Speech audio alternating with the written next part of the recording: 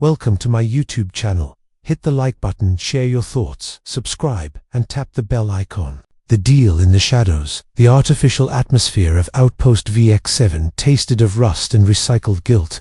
Rust from the decaying steel bulkheads, and guilt from the kinds of trades that happened in its forgotten corridor trades, like the one happening in Bay 19. Commander Blake Rourke leaned against a metal crate, sipping lukewarm stim coffee from a cracked tin mug. He wasn't supposed to be here. Technically, his freighter was still in quarantine clearance, but curiosity had always been his curse hand. The hushed voices near Bay 19 were bait on a hook he couldn't ignore. 3 figures stood beneath a flickering overhead lamp. 2 of them were Tragans, their grey reptilian skin slick with condensation. The 3rd figure was smaller, cloaked, head bowed. One of the Tragans extended a palm-sized data cube and barked in low Terran. "Payment confirmed. Cargo is yours." The other grunted and pulled the cloaked figure forward. She stumbled, nearly falling. That was the first thing that made Blake pause. He squinted, focusing. The cargo had slender legs, bare feet, and arms too thin to carry much muscle. Not a child, but not quite fully grown, maybe late teens in human years. Her hood slipped slightly, revealing skin with an opalescent sheen and a shock of pale silken hair. Her eyes caught the overhead light, large, almond-shaped, and glowing faintly violet. Not human, not con, something else. Blake stepped closer, keeping to the shadows. He didn't know what he was seeing exactly, but he knew how these deals went. Outposts like VX7 were unofficial stops for unofficial business, smuggling, black market tech, and, yes, trafficking. The taller Trakan reached for the girl's wrist and pulled her roughly forward. She didn't resist, but the expression on her face wasn't blank submission. It was something far more dangerous. Fear. Something snapped in Blake's gut. He'd seen that look once before in the eyes of a young refugee girl during the Juno conflict. He couldn't walk away then, and he damn sure wouldn't walk away now. He set his mug down silently, slipped his hand toward the concealed stunner at his hip. "Hey," he called out casually. "That transaction logged with Port Authority." The Tragan stiffened. One turned, growling, "Private matter. Move along." Blake stepped into full view. He was tall, with a pilot's build, sharp-eyed, with a week's worth of stubble and a badge that technically said captain, but no one called him that anymore. Not after the Mars mutiny. "This isn't a slave port," Blake said, voice low but firm.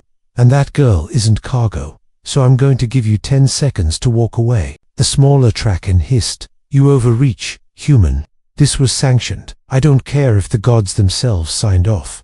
She's not going with you." The girl looked up, just for a second. Their eyes met. In that second, Blake saw more than fear. He saw hope. Fragile, flickering hope. The taller Trakan lunged. Blake was faster. His stunner flared blue. The taller alien went down convulsing. The other raised a clawed hand only to have a metal crate thrown into his side by Blake's cybernetic shoulder. The impact sent him crashing into the bulkhead. Chaos. Sirens. A distant voice shouting for security. Blake turned to the girl. "Can you run?" She didn't speak, didn't nod, but she reached for his outstretched hand. They ran, through corridors pulsing with red alarm lights, down service shafts, past drunken miners and lazy guards who didn't want to get involved. Finally, they reached Bay 12. His ship, the Nomad's Echo, beat up, patched, but still faster than half the fleet. He palmed the lock and shoved her inside. "Stay low. Don't talk. Don't move until I come back." She hesitated, then vanished into the shadows of the cargo hold. Blake turned and sealed the hatch, just as 2 armed enforcers rounded the corner. He flashed a forged ID badge and a well-practiced look of boredom. "Problem, officers." They looked past him, then at each other. "Report of a skirmish," one said. "You see anything skirmish on this station?" Blake smirked. "Wouldn't dream of it." They hesitated, but Blake's record showed nothing thanks to his hacker friend in Sector 12, and after a few tense seconds, they moved on. Blake exhaled. When he finally returned to the cargo bay, the girl was sitting perfectly still, watching him, silent. He crouched down, not too close. "You got a name?" he asked. No response. "Look," he said, softer now. "I don't know what they were planning to do to you, but I know what kind of scum they are. You're safe here for now." The girl stared at him, then, slowly, She reached into her sleeve and pulled out a small crystal-like object, glowing faintly green. She held it out. Blake took it carefully. "What's this?" he murmured. The moment he touched it, his neural HUD lit up. Encrypted coordinates, detected, unknown origin. The girl finally spoke. Just one word. Home. What she can't say. Blake Rourke stared at the glowing crystal in his hand, its shifting light reflecting in his eyes.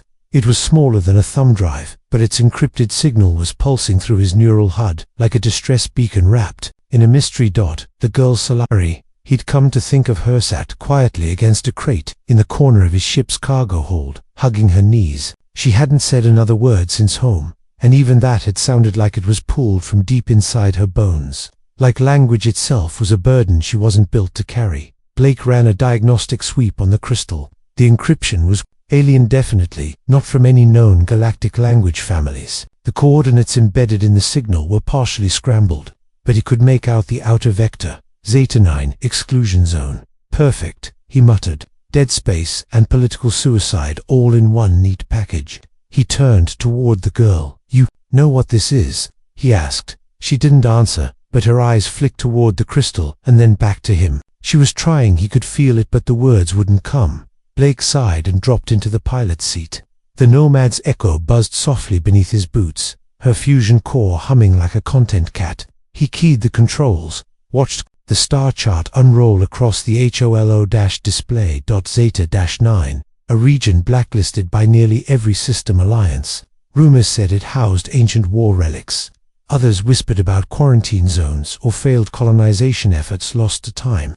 Officially, it was unstable space, entry forbidden. Unofficially, it was a place you only went if you had nothing left to lose. He leaned back, eyes still on the girl. "You really want to go there?" No answer, but her fingers clutched the crystal tighter. Blake spent the next few hours prepping the ship for departure. He'd need to route around custom scans, cloak his heat signature through Helion drift, and keep fuel use tight. That part he could handle. The part he couldn't handle.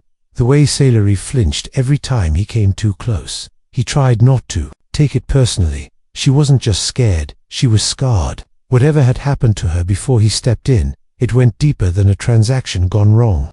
You didn't tremble like that unless someone had taught you, thoroughly and repeatedly, to expect pain from everyone.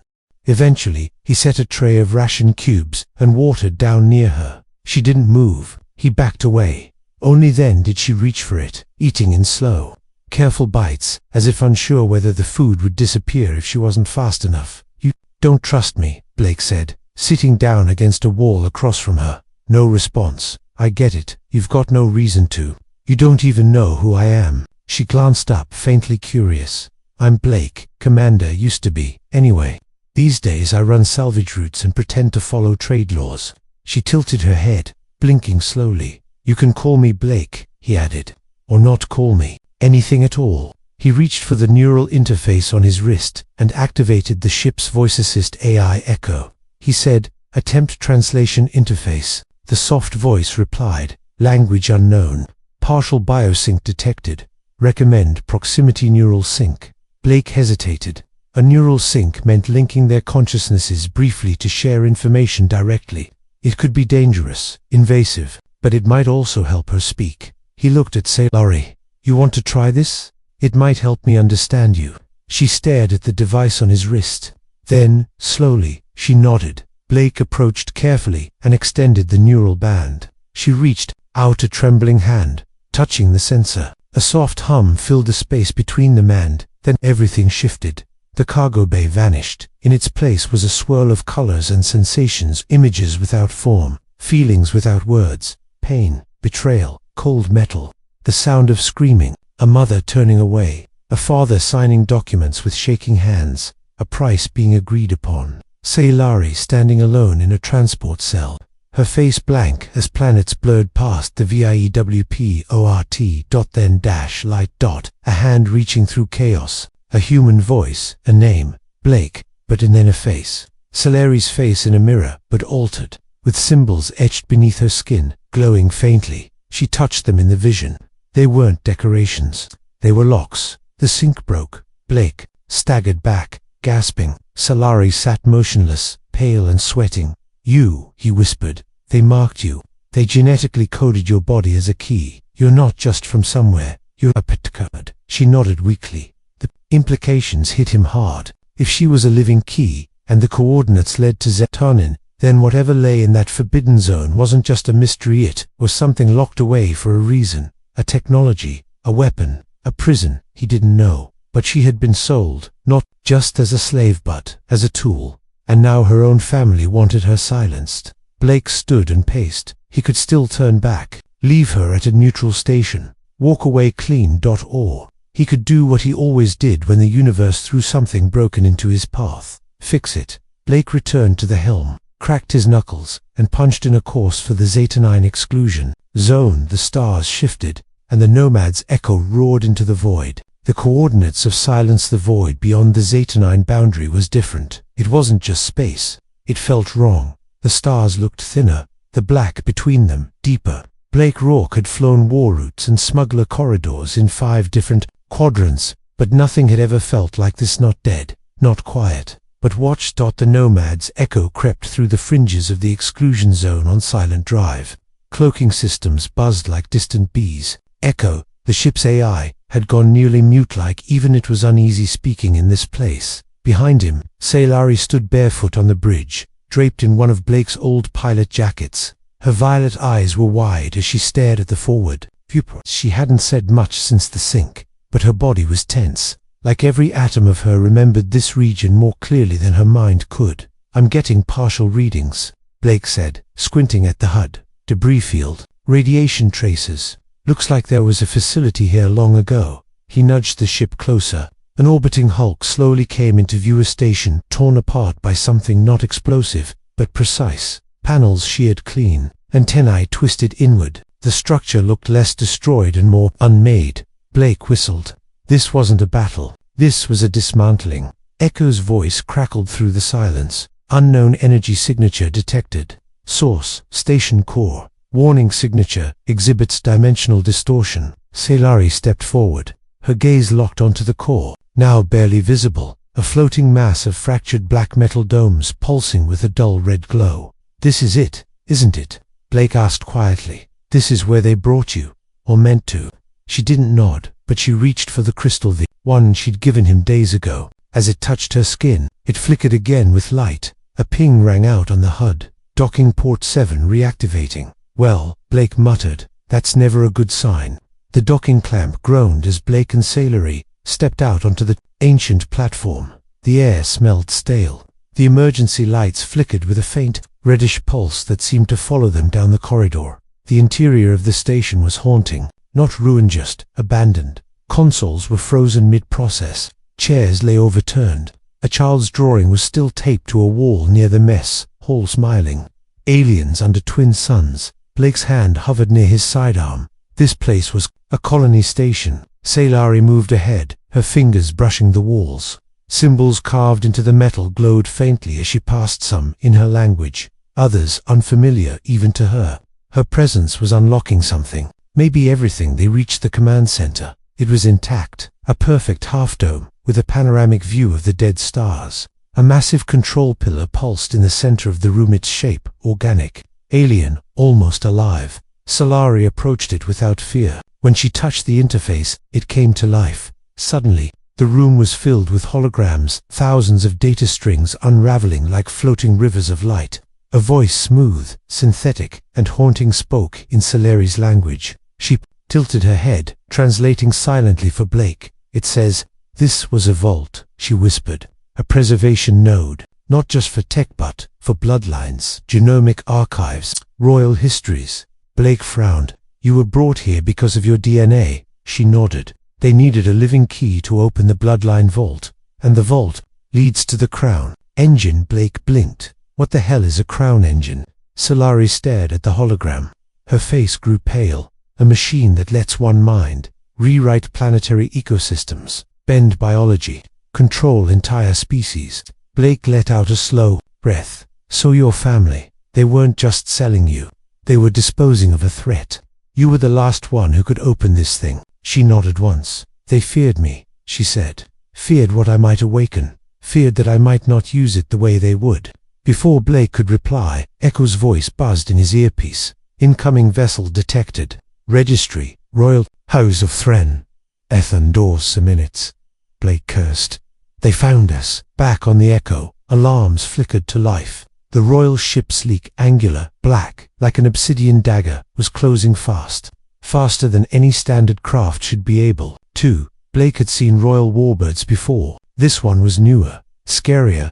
Inside the ship, Blake checked the comms. Their hailing, he patched it through. The face that appeared on screen was sharp-featured, adorned in ceremonial gold. An alien male, eyes the same violet as Sailor, but colder, emptier. Human, the figure said. You have interfered in matters far beyond your understanding, returned the girl. You will not be harmed. Sailor stepped beside Blake, glaring at the screen. Her voice was steel. I am not yours. The figure leaned forward. You were never meant to open the vault. You were born to protect it, and now you threaten everything. Sailor raised the crystal. You already sold me, she said. Now, I choose what happens next. Blake cut the channel and turned to her. We need to get out of here. Sailor shook her head. They'll chase us forever. But if I activate the vault and destroy the key, they lose access forever. Blake stared at her. That means you lose access. You'll never know what's inside. She smiled faintly. Some doors aren't meant to be opened. For a moment, he saw her not as a frightened girl, but as something more, a survivor, a symbol. He nodded. Then let's lock it down. As the enemy ship closed in, Blake and Sailor returned to the vault. She placed a hand on the final lock. The chamber pulsed, releasing a deep chime like the sound of distant thunder. A bright column of light erupted from the station into space, but blinding. The crown engine, sealed. Permanently, echoes in the void. The light from the sealed vault had faded, but its echo remained. Even in the silence of space, something vibrated. Blake felt it in his bones as the station dimmed, its once living walls now inert. Whatever had pulsed through this place, technology, or will, or some ancient hybrid of the two, was now silent. And with that silence came movement. Incoming boarding parties. Echo's voice warned over the comms. 3 small vessels detached from the Terran warship. Estimated time to breach, 2 minutes. Blake's fingers danced over the ship's console, initiating emergency lockdown protocols on the Nomad's Echo. Sailor, we need to go, he said, not looking back. Now, but she didn't move. She stood before the vault interface, eyes still shimmering. Something inside her was unsettled. She clutched the crystal tightly, even though its light had died. They're coming for me, she said softly. Not just to kill me, but to erase me, as if I never existed. Blake turned to her.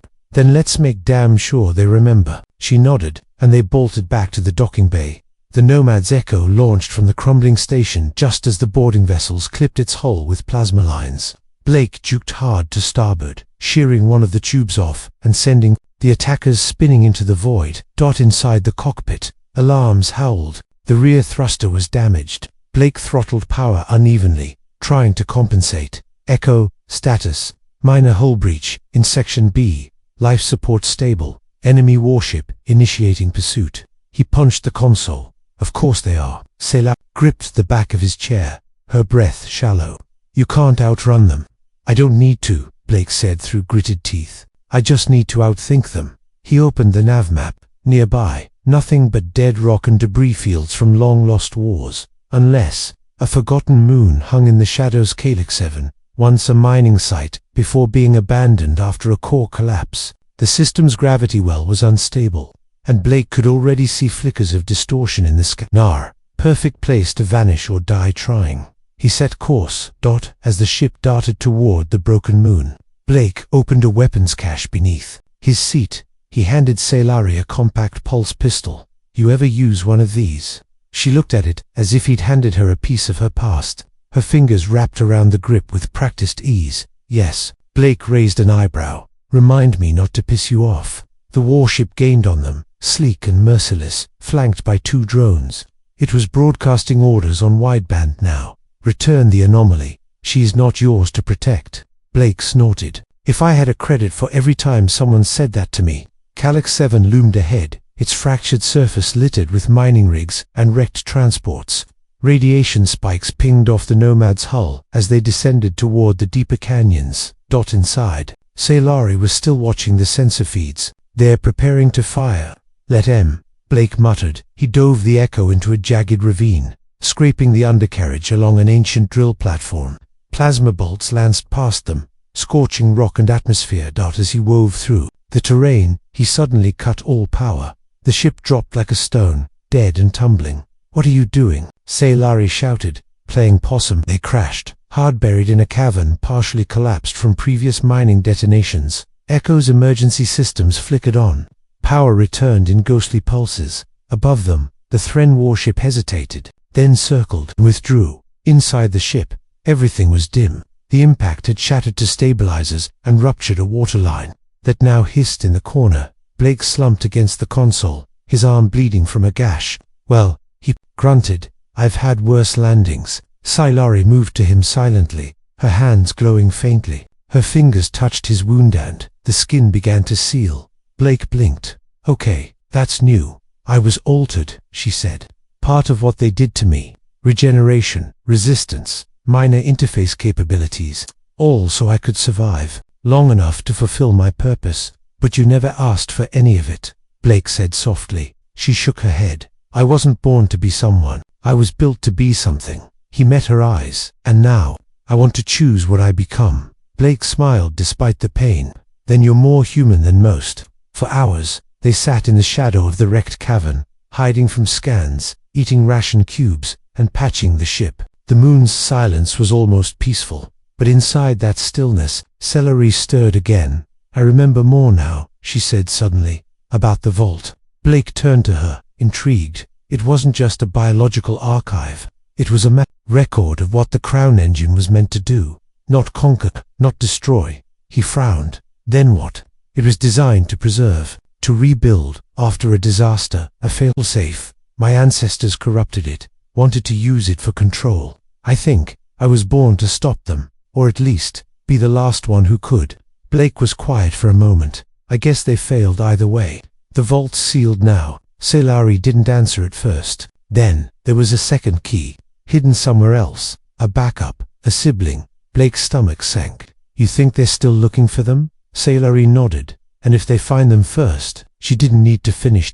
In the cold shadows of Calyx 7, Blake powered the ship's core back online. The Nomad's echo stirred like a beast waking from hibernation. He looked at Sailari, determination in his eyes. "Then we find them first, whoever they are, wherever they are." Her voice was steady now.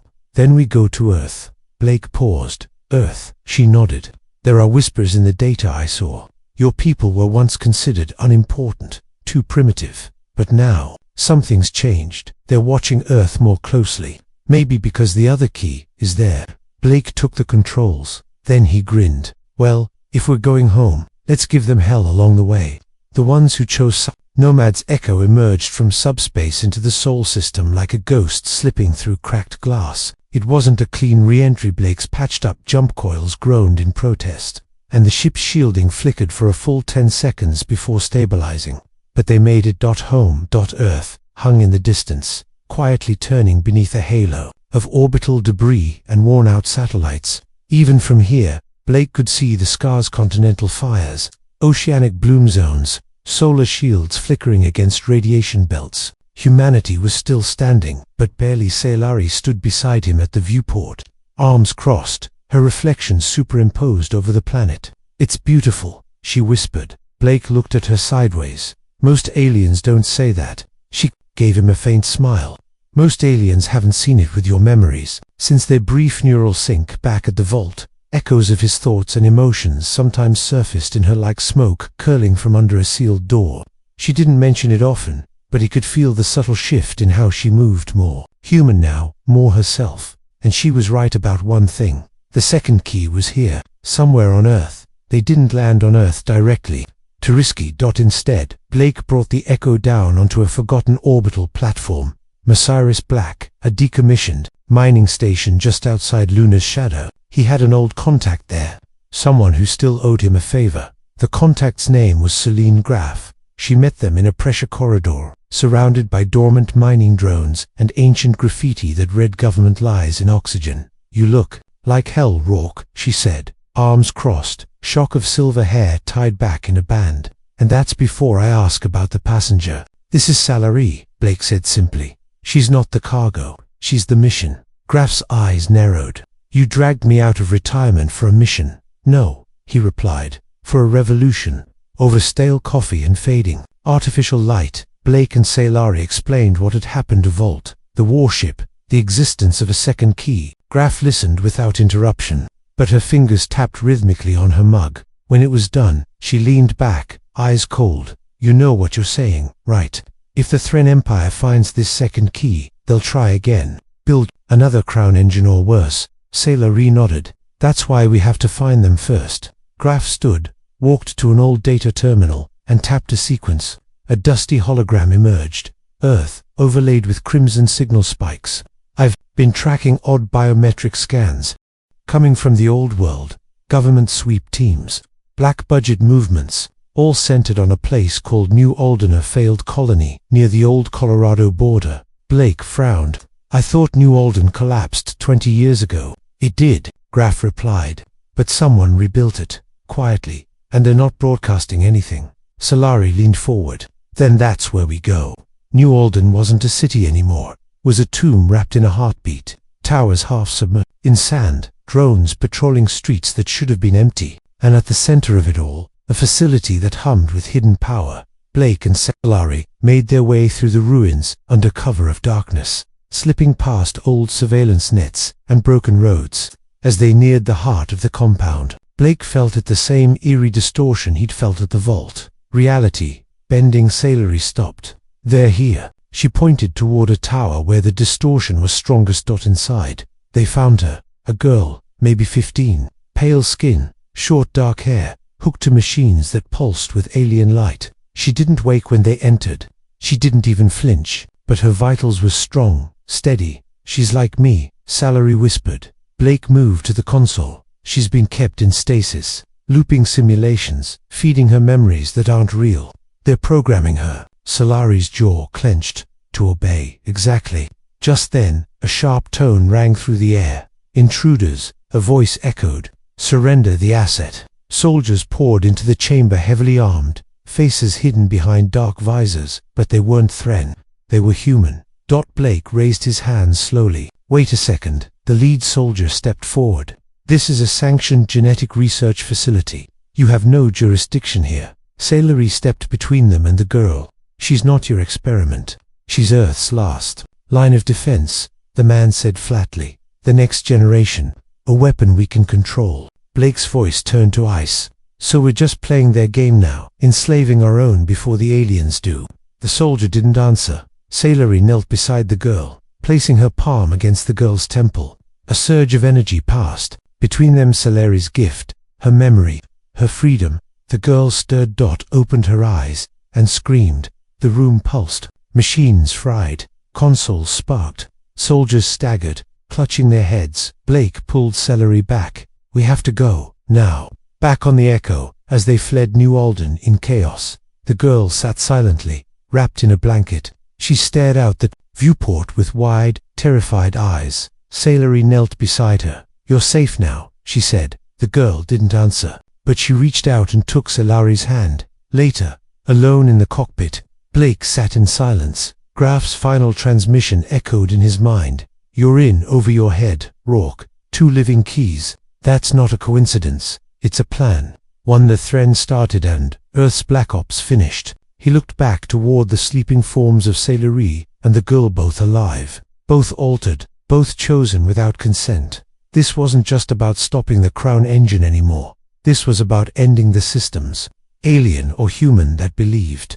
people could be designed for purpose and discarded when inconvenient. He set course away from Earth. They would not be used again. What she was meant to be, they left Earth behind like a bad dream. The Nomad's Echo sailed through deep space toward the outer rim of the Helix expanse, a lawless stretch of stars where neither the Terran Empire nor Earth's shadow governments dared maintain a presence. For now, they were safe. But Blake Rourke knew it wouldn't last. The girl whose name they learned was Lyra spoke little during those first days. She had Salari's eyes, but not her composure. Her memories were fractured, half constructed by machines and simulations.